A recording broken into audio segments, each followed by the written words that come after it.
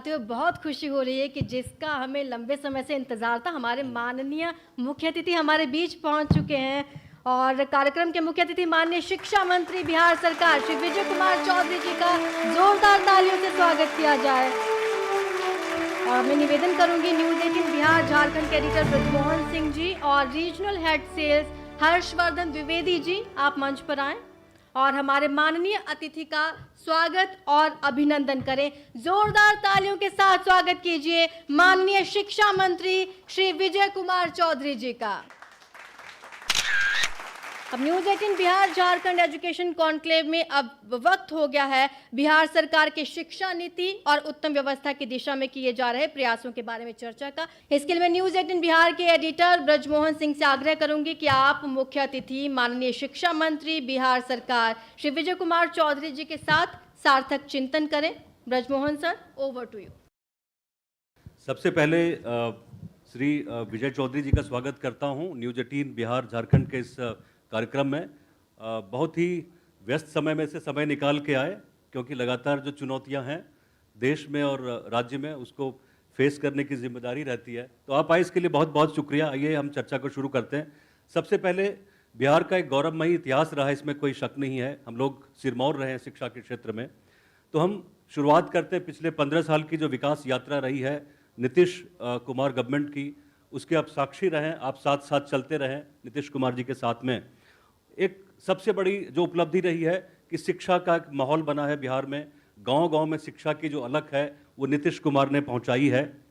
इसमें निश्चित तौर पे सरकारी जो सेक्टर है उसकी बड़ी भूमिका है, उसके साथ साथ जो निजी क्षेत्र के लोग जुड़े हैं, कदम से कदम मिला के चल रहे हैं, उनकी भी बहुत बड़ी भूमिका है। तो शुरुआत करते हैं कि संविधान में जो एक नीति निर्देशक तत्व है उसके अंदर सबसे बड़ी बात यह आती है कि जो शुरुआती शिक्षा है उसको किस तरह से हम बेहतर बनाएं। 5 वर्ष से लेकर 14 वर्ष के बीच के जो बच्चे होते हैं, जहां से एक नींव पड़ती है शिक्षा की, तो उसको लेकर नीतीश कुमार सरकार ने क्या क्या अभी तक महत्वपूर्ण कदम उठाए, तो उसके बारे में आप कुछ बताते। ब्रजमोहन जी, सबसे पहले मैं आपको धन्यवाद देता हूं और आपके न्यूज़ 18 को भी धन्यवाद देता हूं कि एक बड़े ही महत्वपूर्ण और प्रासंगिक विषय को चुनकर जी आपने एक ऐसी पहल की है जिसका दूरगामी प्रभाव होता है। निश्चित तौर पे शिक्षा के क्षेत्र में जो अच्छे काम करने वाले हैं उनको पुरस्कृत करके जी आप समझिए कि आप सीधे तौर पर शिक्षा को प्रोत्साहित कर रहे हैं। और किसी समाज के लिए शिक्षा को प्रोत्साहित करना ही उस समाज के या उस प्रदेश के या राष्ट्र के लिए विकास की पहली सीढ़ी होती है। लेकिन आपने जो कहा प्रारंभिक शिक्षा के बारे में जी जो क्या मतलब हम लोगों की सरकार ने क्या परिवर्तन लाया है, जी ये 2-4 चीज़ों से ही बातें मतलब स्पष्ट हो जाएंगी। एक तो पहली चीज़ जो है शिक्षा के प्रचार प्रसार के लिए, वो होता है शिक्षा का सार्वजनिकरण जी या शिक्षा का समावेशी विकास। अगर शिक्षा को आगे बढ़ाना है तो सिर्फ शिक्षा पटने तक सीमित रह जाए या कुछ शहरों तक अगर केंद्रित रह गई शिक्षा का विकास की नीतियाँ, तो वो तो समझिए एक तरह से हम लोग शिक्षा का टापू बना देंगे, आइलैंड ऑफ एजुकेशन हो जाएगा। लेकिन अगर शिक्षा का समावेशी इंक्लूसिव की डेवलपमेंट करना है या यूनिवर्सलाइजेशन ऑफ एजुकेशन करना है, तो उसके लिए तो हमको उन दूर देहात के गांवों को भी दृष्टिपथ में रखना होता है, जहां पर शिक्षा की रोशनी बहुत मुश्किल से पहुंचती है। और हम लोगों की सबसे बड़ी उपलब्धि उसी क्षेत्र में है कि आप अगर देखेंगे तो हम लोग की जब सरकार यहाँ बनी थी, आई थी, तो उस समय जो स्कूल से बाहर छूट जाने वाले बच्चे थे उनकी संख्या थी लगभग 12.5% से अधिक थी, जो स्कूल जा ही नहीं पाते थे, चाहे गरीबी से हो, चाहे पारिवारिक सामाजिक मजबूरी के कारण हो। वो 12.5% बच्चे स्कूल जा ही नहीं पाते थे। लेकिन आज मुझको बताते हुए आपके चैनल के माध्यम से देश और प्रदेश के लोगों को कि आज वो प्रतिशत 1% से भी नीचे आ गई है। अभी हम लोगों ने पिछले दिनों संयोग से कोविड ने तो सबसे अधिक किसी क्षेत्र को प्रभावित किया है, जी, मतलब बुरे स्कूल ही रहा है। यस, कुप्रभावित करना जो करते हैं तो वो शिक्षा का क्षेत्र ही है। और हम लोग ये घोषणा करने वाले थे कि अब कोई भी स्कूल जाने की उम्र का बच्चा आज स्कूल से बाहर नहीं छूट रहा है। इसके लिए हम लोगों ने एक प्रवेशोत्सव कार्यक्रम की शुरुआत की थी कि जिसमें हमारे शिक्षक, जनप्रतिनिधिगण सबका हमने कार्यक्रम बनाया था कि पूरे गांव में डोर टू डोर जाके जो कोई स्कूल जाने की उम्र का बच्चा घर में नहीं रहे, सब स्कूल जाए। ये कार्यक्रम हम लोगों ने चलाया था। ठीक उसी समय कोविड आ गया, 2 साल से तो आप सब लोग देख रहे हैं। और ख़ास तौर से जो प्रारंभिक क्षेत्र, जो प्राथमिक और मध्य विद्यालय होते हैं, उस क्षेत्र में तो आप देखेंगे तो स्कूल की संख्या देखिए, लगभग 70,000 विद्यालय आज काम कर रहे हैं। पहले छात्र शिक्षक अनुपात जो होता है जी, वो उस पर अगर आप देखिएगा तो पहले वो 65-70 के बीच में हुआ करता था। आज हम लोग 45-47 के बीच में आ गए हैं। इतने शिक्षकों को हम लोगों ने पद सृजित करके उनकी नियुक्तियां की हैं। इसी तरीके से इतने हम लोगों ने आधारभूत संरचनाओं में विकास किया है कि जो पहले समझिए कि छात्र और वर्ग कक्ष, मतलब स्टूडेंट और क्लासरूम का रेशियो था, वो भी बहुत घट के पहले करीब 70 से ऊपर था, 40-45 आ गया, जो हम लोग लगभग नेशनल एवरेज के पहुंच गए हैं। तो इस तरीके से उस क्षेत्र में हम लोगों ने काफ़ी अच्छी प्रगति की है और उसके नतीजे भी सबके सामने आ रहे हैं। एक चीज़ हम बता दें कि हम संतुष्ट नहीं हैं कोई, हम अपने जितना हम लोगों ने उपलब्धि हासिल की है, जो हम लोगों ने अचीव किया है, ये हम लोग खुद इसे संतोषप्रद नहीं मानते। हमें अभी और भी आगे जाना है। लोग इसी सिलसिले में बात करते हुए एक बड़ा जो हॉट टॉपिक रहता है बिहार में कि शिक्षकों की भर्ती समय पे नहीं हो पा रही है, उसमें डिले हो रहा है।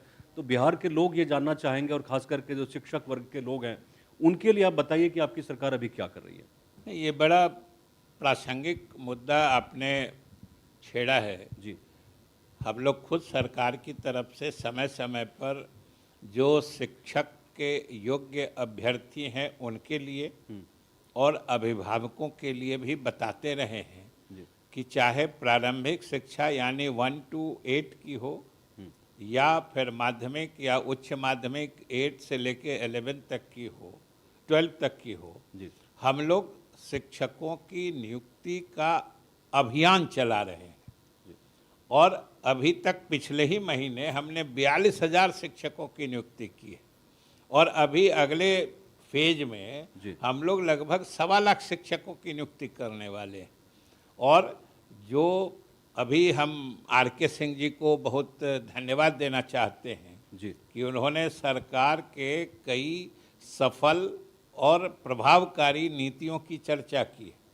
उसमें हर पंचायत में एक +2 विद्यालय खोलने की सही बात है। उन्होंने बहुत ही सही ढंग से उसका जिक्र किया कि शायद देश में कहीं इतना बड़ा क्रांतिकारी कदम एक साथ नहीं उठाया गया होगा। हम लोगों ने 5,000 से अधिक मध्य विद्यालयों को, जहाँ पे थोड़ा इंफ्रास्ट्रक्चर मौजूद था, हम लोगों ने माध्यमिक विद्यालय में उनको उत्क्रमित किया है। जी। माध्यमिक और उच्च माध्यमिक, बल्कि अब कोई सीधे माध्यमिक नहीं होता है।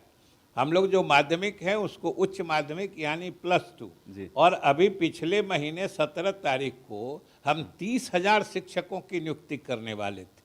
पता नहीं, लेकिन कभी कभी हम लोगों न्यायिक हस्तक्षेप जो हो जाता है, जुडिशियल इंटरवेंशन जो होता है, उसके कारण हमारे हाथ बंध जाते हैं। हम लोगों ने तो ये नियुक्तियां जो अभी 42,000 हमने की है और 1 लाख करने वाले हैं, वो भी रुकी हुई थी, न्यायालय में मामला पेंडिंग था। हम लोगों ने प्रोएक्टिवली विभाग की तरफ से लगातार कोर्ट से अनुरोध करते हुए हमने तो लास्ट में यहाँ तक कहा कि भाई आप जिनको कहिए, जैसे कहिए, नियुक्तियाँ करने के लिए हम तैयार हैं, हमको लेकिन नियुक्ति करने दीजिए। आप जो फॉर्मूला बना दीजिए, जो क्राइटेरिया बना दीजिए, जो प्रोसीजर तय कर दीजिए। लेकिन कुछ आरक्षण से रिलेटेड बात है, हमने कहा कि आप कहिए तो उतना पद हम रिजर्व करके छोड़ देते हैं, बाकी पदों पर करने दीजिए। बहुत आरजू मिन्नत के बाद न्यायालय ने इजाज़त दी तो अभी 42,000 किया है। सब लोगों की इच्छा रहती है विजय चौधरी जी कि बिहार बाकी स्टेट के मुकाबले जो दूसरे प्रोग्रेसिव स्टेट हैं उससे मुकाबला हम कैसे करें, उसके लिए क्या रोड मैप है सरकार के सामने? देखिए, हमको तो हमने शुरू में ही कहा कि हम बहुत आगे बढ़े हैं, लेकिन हमें इस बात का एहसास है कि हमें अभी बहुत दूर चलना है। खास तौर से जो हायर एजुकेशन है, अभी आर.के. सिंह जी भी कह रहे थे और हम समझते हैं जितने अगर यहाँ स्कूल वाले लोग होंगे सबकी इच्छा होगी एक यूनिवर्सिटी खोलने की। आर.के. सिंह जी भी बोल रहे थे। बिल्कुल। और हायर एजुकेशन जो होता है मूल रूप से वो जो स्टूडेंट्स होते हैं वो एक तरह से अंतिम पड़ाव पर पहुंचते हैं, शिक्षा ग्रहण करने के अंतिम छोर पे होते हैं, जहां से चाहे उनका अपना रेगुलर जीवन, शेष जीवन बिताने की दिशा तय होती है। हायर एजुकेशन या जो कॉलेज यूनिवर्सिटी के जो एजुकेशन होते हैं, उस क्षेत्र में हमें और भी काम करना है और इस बार उस क्षेत्र में भी हम लोगों ने बहुत काम किया है।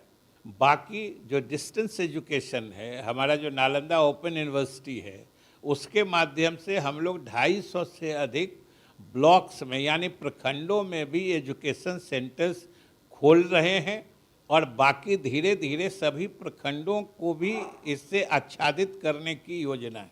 इसलिए हम लोग लगातार इसमें आगे काम कर रहे हैं और हमें पूरा भरोसा है कि आने वाले समय में भी कोई विद्यार्थी, चाहे गांव का हो, देहात का हो, गरीब हो, अगर उच्च शिक्षा ग्रहण करना चाहता है तो उसको कोई परेशानी नहीं। निश्चित तौर पे जो भौगोलिक स्थिति है जिसकी चर्चा इन्होंने की, बिहार के लोग अवगत हैं, बिहार के बाहर के जो लोग हैं वो भी जानते हैं इस बात को कि हर साल किस तरह से बारिश और बाढ़ की वजह से बिहार प्रभावित होता है। लेकिन इसके बावजूद भी जो सरकार की नीतियां हैं शिक्षा को आगे बढ़ाने को लेकर, सरकार बिल्कुल प्रतिबद्ध है, नीतीश सरकार, क्योंकि जो सोशल सेक्टर है उसको लेकर नीतीश जी काफ़ी आगे रहते हैं और लगातार बढ़ावा देने का काम करते हैं। आप हमारे साथ आए और बातचीत की, आपने दिल की बात रखी, राज्य सरकार की जो नीतियां हैं, चुनौतियां हैं और क्या क्या संभावनाएं हैं उसकी बात की। आपका बहुत बहुत शुक्रिया, धन्यवाद। हम चाहते हैं कि तमाम लोग इनके लिए तालियां बजाएं, स्वागत करें। बिल्कुल मंत्री जी, आपका बहुत बहुत धन्यवाद। आपने सरकार की रणनीति हमारे साथ शेयर की, तमाम बिंदु हमारे साथ शेयर किए। और अब कार्यक्रम में समय हो गया है एजुकेशन सेक्टर के उन दिग्गजों के सम्मान का जो बिहार और झारखंड में उत्तम व सार्थक शिक्षा व्यवस्था के लिए सराहनीय योगदान दे रहे हैं। और इसके लिए सबसे पहले मैं मंच पर बुलाने जा रही हूं Deval Singh, vice chairman, international school of management Patna. जोरदार तालियों के साथ स्वागत कीजिए और सम्मानित करते हुए हमारे मुख्य अतिथि महोदय, तालियों के साथ स्वागत। Krishna Murari, managing director, Netaji Subhash medical college and hospital, Amhara, Bihta. जोरदार तालियों के साथ स्वागत कीजिए सर का। शिक्षा के क्षेत्र में बेहद ही महत्वपूर्ण योगदान इनका रहा है और अभी मुख्य अतिथि इन्हें सम्मानित करेंगे। Doctor Ajay Bhushan Prasad, associate professor, Ashoka institute of technology and management, Varanasi. जोरदार तालियां हो जाएं सर के लिए। फिर से जोरदार तालियां हो जाएं क्योंकि इनका बेहद सराहनीय योगदान रहा है शिक्षा के क्षेत्र में और शिक्षा समाज की बुनियाद है। तो अब शिक्षा में उल्लेखनीय योगदान के लिए बिहार के एजुकेशनिस्ट को भी हम धन्यवाद देना चाहेंगे। सबसे पहले मंच पर बुलाना चाहूंगी डॉक्टर आर.के. सिंह, डायरेक्टर हैं international school of management Patna.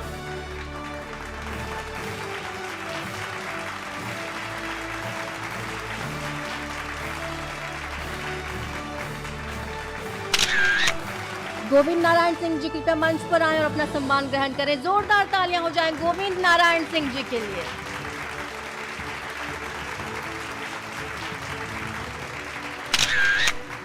और सेकंड पैनलिस्ट को हम बुलाना चाहेंगे doctor Arvind Prasad, Netaji Subhash medical college and hospital, Amhara, Bihta, Patna.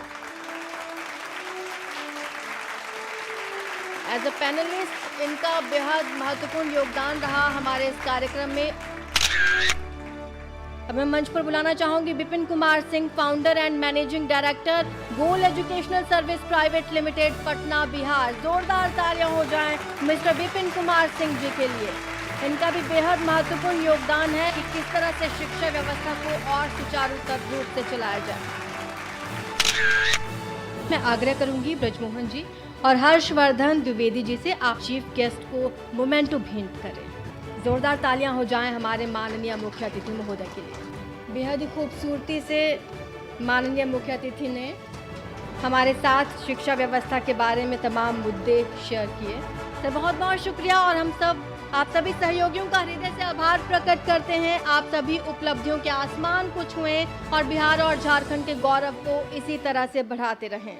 हमारे कार्यक्रम को सफल बनाने के लिए हमारे सहयोगियों का भी बहुत बहुत धन्यवाद, जिनमें शामिल हैं international school of management Patna, Netaji Subhash medical college and hospital, Amhara, Bihta, Patna, Gopal Narayan Singh university, Jamuhar, Sasaram, Rohtas, Lalit Narayan Mishra college of business management, Muzaffarpur, technoculture building centre private limited, Patna, Bihar, Shivam iron and steel company limited, Saluja gold international school, Mongia school, Seemanchal infratech, panorama group, Purnia, Ashoka institute of technology and management, Varanasi. बहुत बहुत शुक्रिया आप सभी का, जोरदार तालियों के साथ अभिनंदन। News 18 Bihar Jharkhand education conclave सही मायने में चर्चा और संवाद का सार्थक मंच बना, जहां बिहार की शिक्षा व्यवस्था से संबंधित कई मुद्दों पर चर्चा हुई। साथ ही साथ शिक्षा मंत्री ने हमारे साथ रणनीति शेयर की, कई बिंदुओं पर महत्वपूर्ण चर्चा हुई और उपयोगी सुझाव और निष्कर्ष हमें हासिल हुए। आप सभी ने अपनी मौजूदगी से आज के इस आयोजन को बेहद खास बना दिया है, इसीलिए इस महत्वपूर्ण मंच के लिए एक बार फिर से और आप सभी के लिए जोरदार तालियों के साथ अभिनंदन। इसी के साथ अब मुझे दीजिए अनुमति। शुक्रिया आपका, शुक्रिया। लेती है। इसी महारत की बदौलत